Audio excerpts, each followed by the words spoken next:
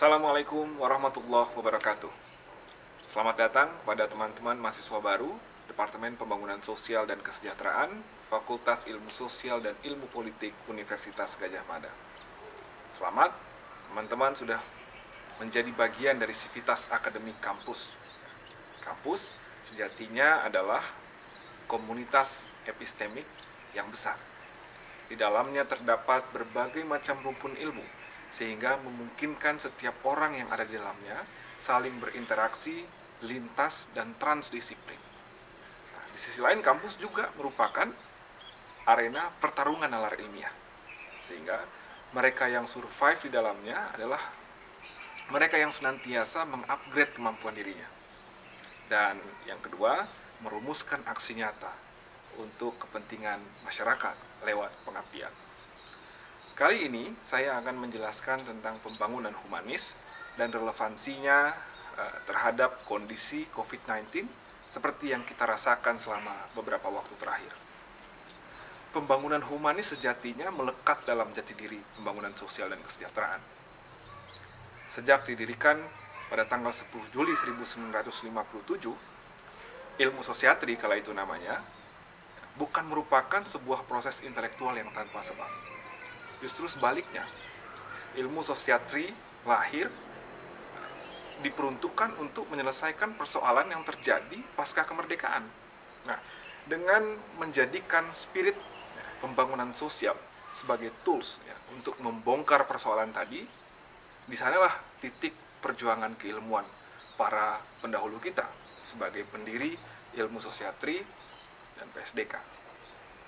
Tugas kita hari ini adalah mewujudkan cita-cita keilmuan itu, mengisi kemerdekaan dan pembangunan lewat karya-karya nyata, sekaligus memastikan pembangunan sosial itu berjalan secara berkeadilan dan dinikmati oleh seluruh umat manusia.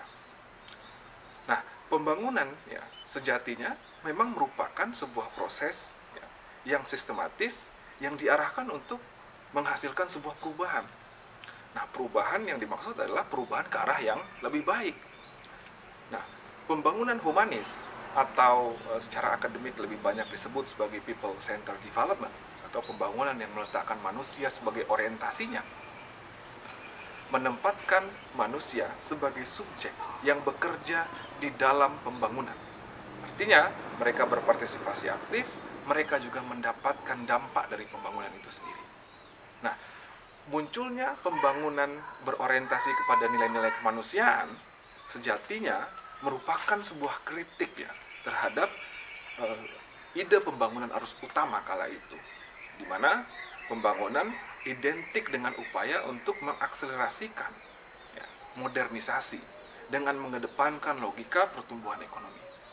Tapi ternyata pembangunan yang hanya berorientasi kepada pertumbuhan ekonomi semata justru mendistribusikan serangkaian risiko-risiko kepada umat manusia. Risiko lingkungan berupa kerusakan lingkungan yang disebabkan karena pembangunan yang tidak sejalan dengan daya dukung lingkungan. Risiko ekonomi berupa ketimpangan, berupa disparitas antar wilayah, antar negara, dan risiko-risiko sosial lainnya seperti disintegrasi, disfungsi kelembagaan sosial, dan lain sebagainya. Nah, pembangunan yang berorientasi kepada nilai-nilai kemanusiaan, people-centered development, ingin membongkar itu semua dengan melakukan reorientasi, dengan juga melakukan reposisi peran manusia dan fungsi manusia di dalam pembangunan itu sendiri. Nah, kritik itu juga tidak hanya dimunculkan oleh orang-orang yang memiliki circle keilmuan sosial seperti pembangunan sosial saja. Justru ahli-ahli ekonomi maksud saya, di awal tahun 1996 juga mengajukan white paper yang berisi proposal untuk mengkritik kapitalisme tradisional lewat ide people-centered economic development.